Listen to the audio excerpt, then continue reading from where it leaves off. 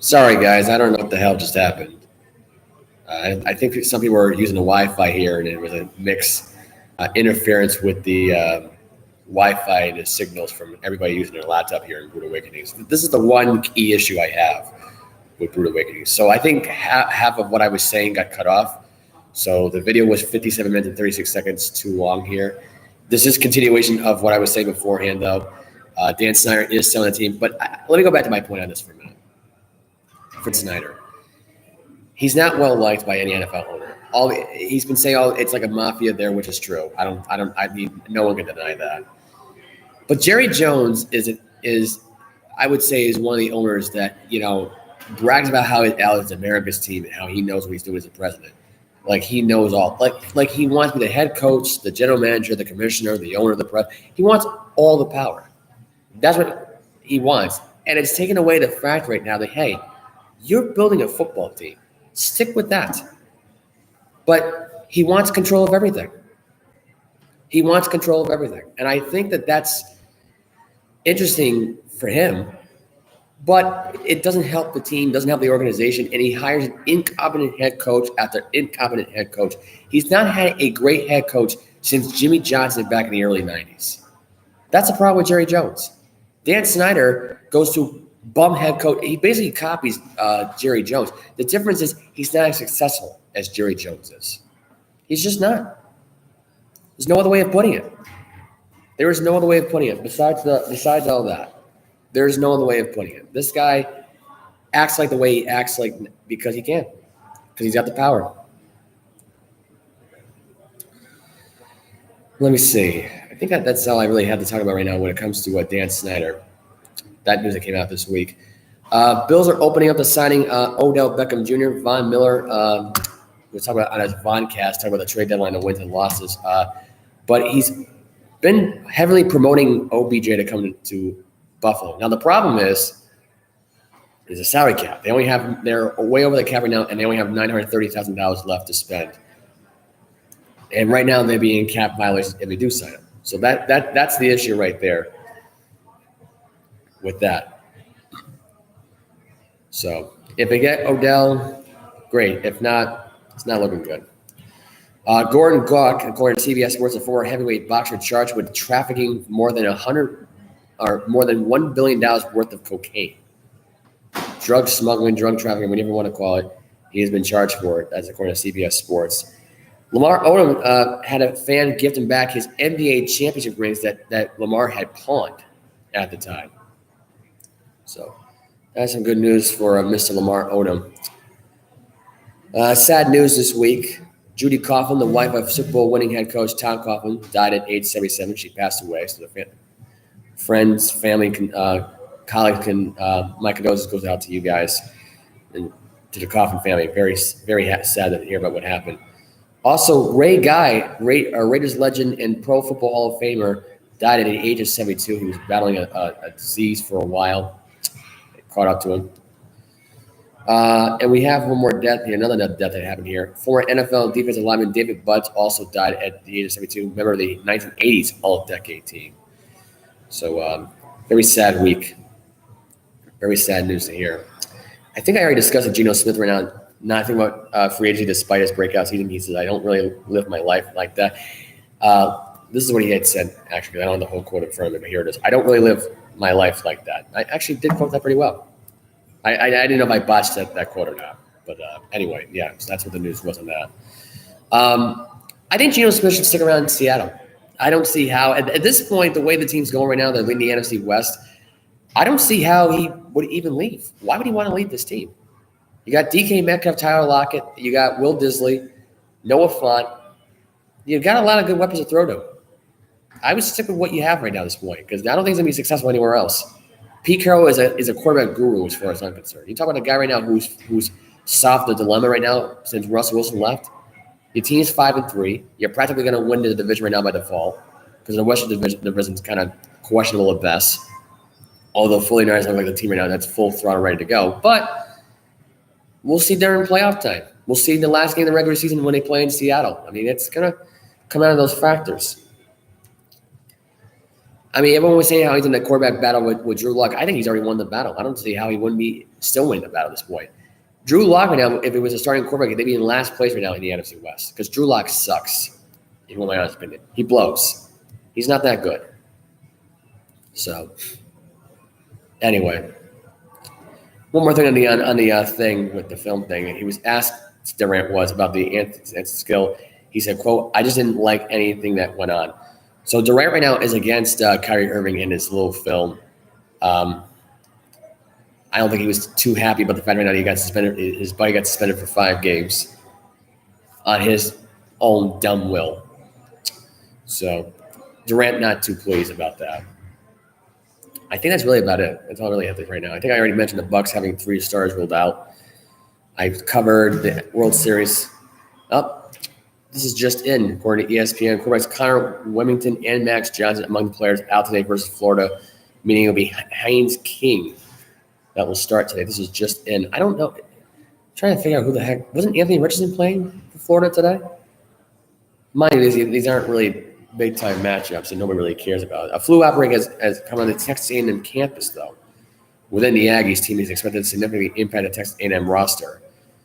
And they are underdetermined right now at this point. And this is all Aggies quarterbacks. Oh, okay, I get it. So it's not COVID, it's a flu outbreak. How to get your flu shot, everybody. I might have to buy my flu shot, too. Because I don't want to get involved in that crap. Anyway, that will affect that game today, probably today. So I'll have highlights for the URI game today as well, by the way. I'm actually wearing my URI shirt underneath this. I don't know if we can see this. But URI football later on today. They have Maine coming into town, the Maine Black Bears. They're going to URI Rams today. URI's going to get the W, I think. I think they will. I mean, I have my doubts about them because they always seem to have a disappointing football season every year. They've been getting better the last few seasons, but I don't know. To me, you never know these conference games. They're kind of interesting, realistically, but we'll see. If you or I can get the win today, it'd be great. I kind of hope they do. I did pick them to win this week, so that's that.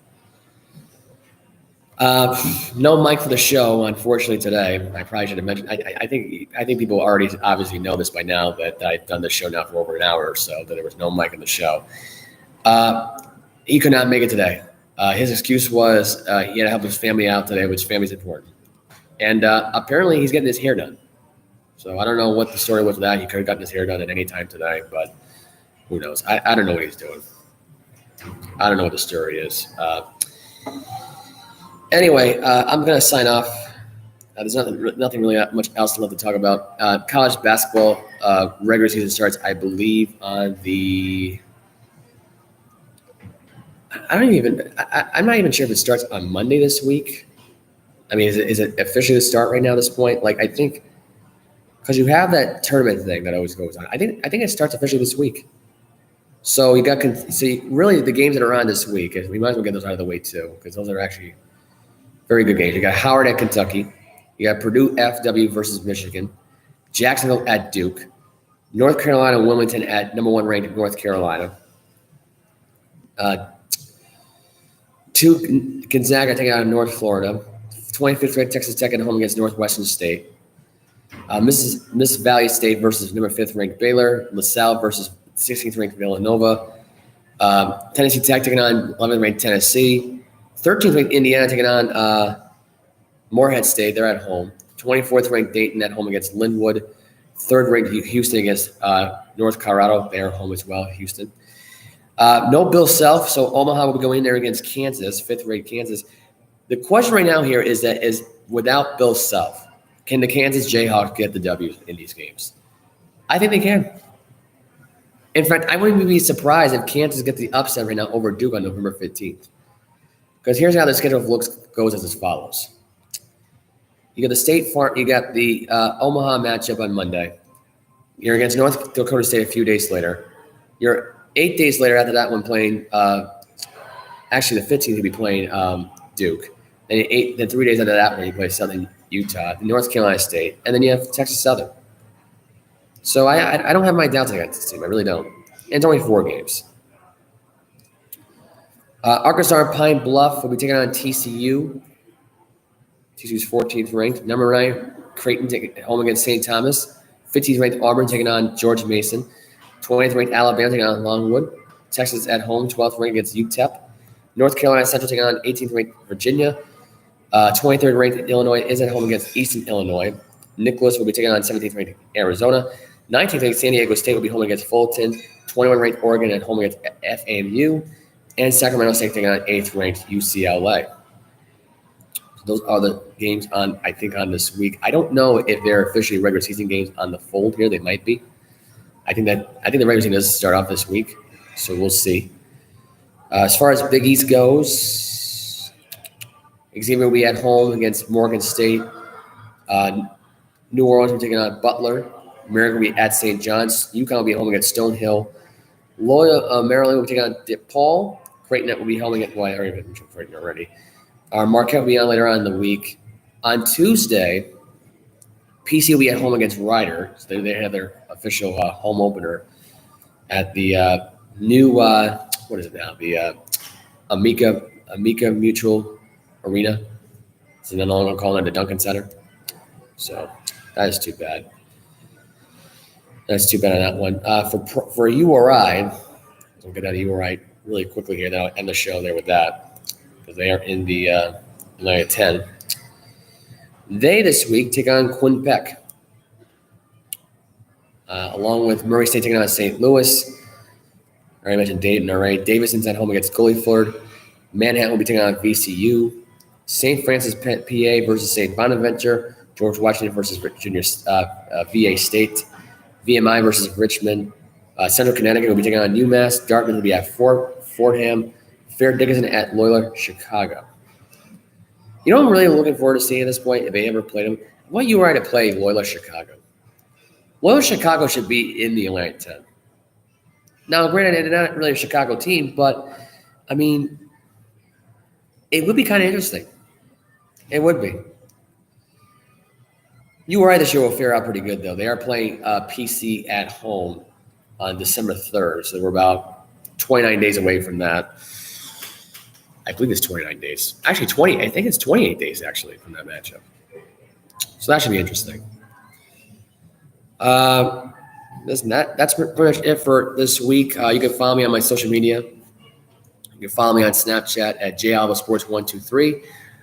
Joseph Alvo on Facebook, Joe Alvo Boston Sports on Instagram, Joe Alvo on TikTok, J Alvo Loves Sports on Bleacher Report. I have no Twitter. And you can follow me on the show here on Let Us Interrupt here on YouTube. You can subscribe, hit the like button, do whatever you want to do. Be much appreciated. And I'm going to peace out. So that's it. I don't know what the hell happened with that connection. We had a bad connection in here earlier, so I do apologize. I was trying to re-edit the video to try to get back at least what was lost in the thing. Unfortunately, I could not get it back due to the fact that I was doing the last 32 seconds of part one of that video just failed.